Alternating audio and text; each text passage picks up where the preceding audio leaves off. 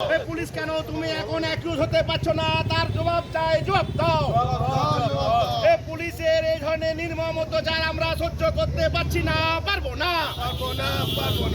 আসানসোল আদালতে বার অ্যাসোসিয়েশনের পক্ষ থেকে আইনজীবীদের বিক্ষোভ, কোর্ট চত্বরে পুলিশকে ঢুকতে বাধা। সূত্রের খবর, বেশ কয়েকদিন আগে আসানসোল দক্ষিণ থানার অন্তর্গত 48 নম্বর ওয়ার্ডে অভিষেক চৌবে নামক এক আইনজীবীকে কয়েকজন স্থানীয় দুষ্কৃতী মারধর করে, কিন্তু পুলিশ তাদের বিরুদ্ধে কোনো ব্যবস্থা তো নেয়নি, বরং তারা প্রকাশ্যে বুক চিতিয়ে ঘুরে বেড়াচ্ছে।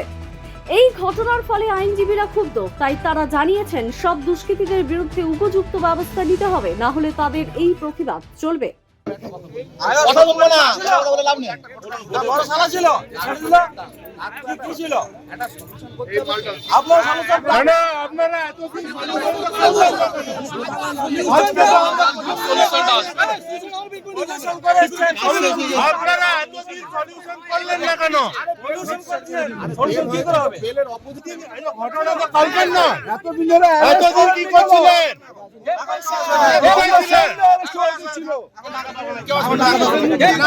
আমরা সেম ডে অ্যারেস্ট হওয়া উচিত ছিল, আমরা অ্যারেস্ট করেননি কেন? এটা লয়ারকে অ্যাটাক করা হলো, আপনারা আমরা সেম ডে আমরা একটা লোক ঘুরে আনলে হয়ে গেল।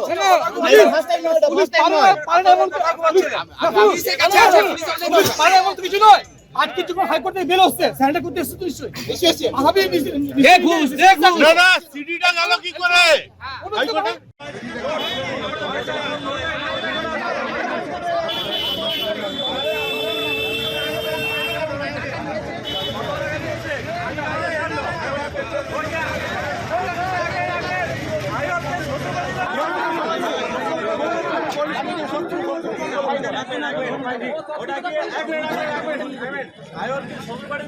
কি কারণে ছাড়ে দিল? আয়র শ্বশুরবাড়ির লোক ছিল, বড় শালা ছিল, ছাড়ে দিল। কি করছেন? কি করে হবে?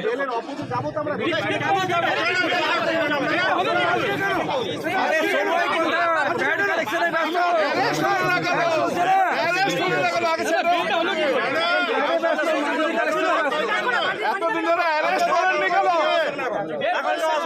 আমরা সেম ডে অ্যারেস্ট হওয়া উচিত ছিল, আমরা সেম ডে অ্যারেস্ট হওয়া উচিত ছিল, আমরা অ্যারেস্ট করেননি কেন?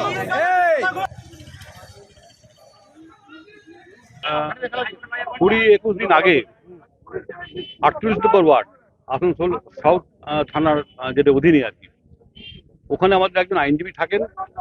তিনি বিয়ে বাড়িতে বেরোচ্ছিলেন। ওই সময়তে অন্তত 20-25 জন অ্যান্টি সোশ্যাল এলিমেন্ট, যারা নন অ্যান্টি সোশ্যাল, যাদের বিরুদ্ধে অনেক কেসপত্র আছে, তারা ওকে টেনে নিয়ে যায় অন্য একটা জায়গাতে এবং সেখানে মারধর করে, বিশ্রীভাবে মারধর করা হয়, হেভিলি ইনজিওর্ড আমাদের সে আইনজীবী ভাই। তো এটা নিয়ে এফআইআর লজ হয়। এফআইআর লজ হওয়ার পরেতে পুলিশ যেটা করলো, যে মেন অ্যাকিউজ, তার বিরুদ্ধে পুলিশ কিন্তু কোনো ইনভেস্টিগেশন করলো না এবং সে হাইকোর্টে অ্যান্টিসিপেটরি বেল পেয়ে গেল। এবং আরও যারা সঙ্গে ছিল, 20-21 জন ছিল, তাদেরকে আজ পর্যন্ত গ্রেপ্তার করা হলো না। ঠিক আছে, আমরা বারবার বলেছি। এবং তাদের যারা শেল্টার দিচ্ছে, আমরা জানি না এর মধ্যে কোনো রাজনীতি আছে কিনা, আমরা রাজনীতির মধ্যে যেতেও চাই না, কারণ আমরা হচ্ছে ইউনাইটেড, লয়াররা হচ্ছে ইউনাইটেড, এখানে আমরা কোনো রাজনীতি দেখি না। এখানে পুলিশের যে ভূমিকা, আসানসোল সাউথ পুলিশের যে ভূমিকা, সেটাকে আমরা ধিক্কার জানাচ্ছি। আজকে এইটা যদি হয়, একটা লয়ারকে যদি এইভাবে টেনে নিয়ে গিয়ে যদি এইভাবে মারধর করা হয়, তাহলে যে সাধারণ মানুষ যারা এই অঞ্চলে বসবাস করেন, তাদের তাহলে কি সিকিউরিটি আছে? পুলিশের এই যে আচরণ, এই আচরণ অত্যন্ত নিন্দনীয়। আমরা ধিক্কার জানাচ্ছি, প্রতিবাদ করছি। আমরা আজকে এখানে পিকেটিং করছি এবং এতবার বলেও যখন পুলিশের টনক নড়েনি, তখন আমাদের বাঁকা রাস্তা নিতে হয়েছে। এবং সেটা হচ্ছে যে আমরা কোনো পুলিশের গাড়ি এখানে ঢুকতে দিচ্ছি না।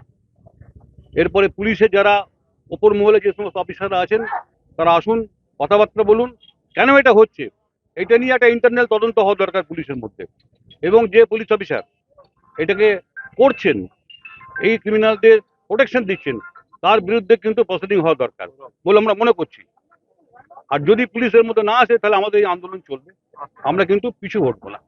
আজকে বিক্ষোভ হচ্ছে তার একটাই কারণ, আমাদের একজন লয়ারকে কিছু অ্যান্টি সোশ্যাল মারধর করেছে এবং সে মানে হয়তো মরেই যেতে এরকম অবস্থা, তারপর হসপিটালে গিয়ে এখন কোন রকমের রিকভারি হয়ে আছে এবং সেও তো খুব ইয়ের সঙ্গে দিন কাটাচ্ছে, কষ্টের সঙ্গে দিন কাটাচ্ছে।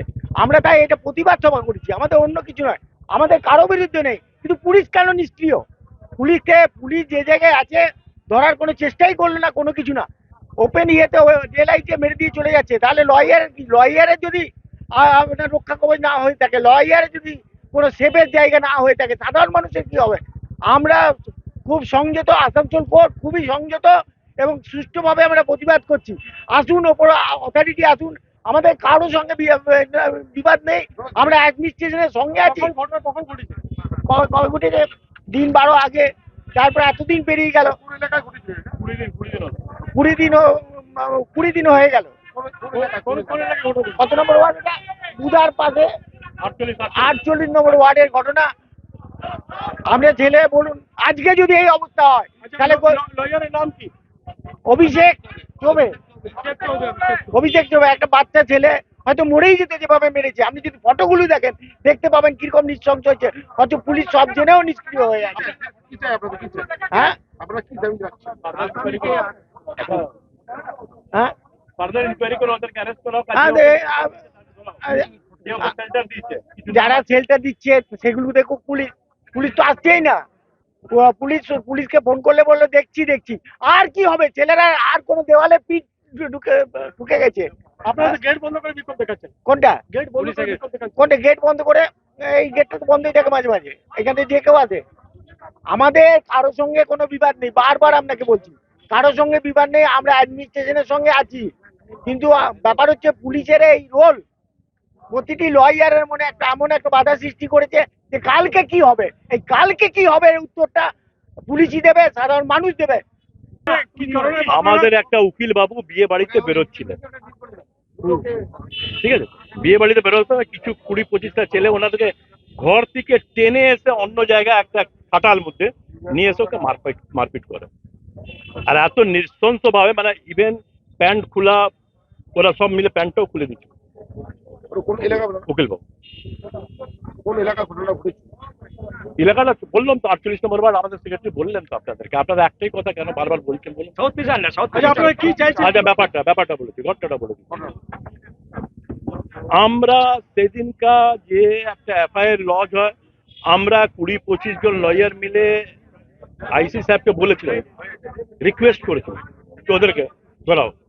সেই সময় আইসি সাহেব একটা জিনিস আইসি সাহেব আমাদেরকে বলেছেন কি, হ্যাঁ আপনার দু একটা ছেলেকে আমরা উঠিয়ে নিব। আরে এটা কি মানে হচ্ছে 2-1টা ছেলে উঠিয়ে নেবো? যারা মেন অ্যাকিউজ, যারা দুজন, তারা সবসময় ওদের নামে 10-12টা আগে কেস এখানে আসানসোল কোর্টে হয়ে আছে। সেই ছেলেদেরকে আবার ছেড়ে দেওয়া হয় এইভাবে, তো পরবর্তীকালে আমাদের আসানসোল অবস্থাটা কি থাকবে? ওরা কি এটা পুলিশ বুঝতে পারে না। অন্য এবার ব্যাপারটা হচ্ছে, এবার পুলিশ ওখানে কি রোলটা নিয়েছে? পুলিশ রোলটা নিয়েছে ওখানে খুব ম্যানেজ করা। সব জিনিসটা ম্যানেজ হয় না, প্রত্যেকটা জিনিসটা ম্যানেজ হয় না। কিছু কিছু ক্ষেত্রে পুলিশটাকে একটা অ্যাকশন নিতে হয়, সেটা ওনারা বুঝতে পারেন। ওনারা এটাও ম্যানেজ করে দিতে চাইছে। ওরা কি অন্য কোনো বুঝতে পারলেন তো ব্যাপারটা হচ্ছে। আর হ্যাঁ, ওরা কি অন্য কোনো দলের লোক নাকি?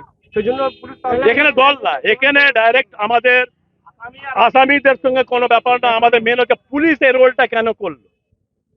পুলিশকে ফার্দার ইনভেস্টিগেশন করে যে ওকে শেল্টার দিচ্ছে, হয়েছে যে শেল্টার দিচ্ছে তাকেও অ্যারেস্ট করতে হবে, প্লাস যারা অ্যাকিউজ, যারা মেন অ্যাকিউজ, তাদেরকে ফার্দার ইনভেস্টিগেশন করে ওদেরকে অ্যারেস্ট করতে হবে। এটা আমাদের দাবি। আদারওয়াইজ পরে দেখা যাক কি হচ্ছে। দ্য সহজ পাঠ, সহজ কথা, সঠিক তথ্য।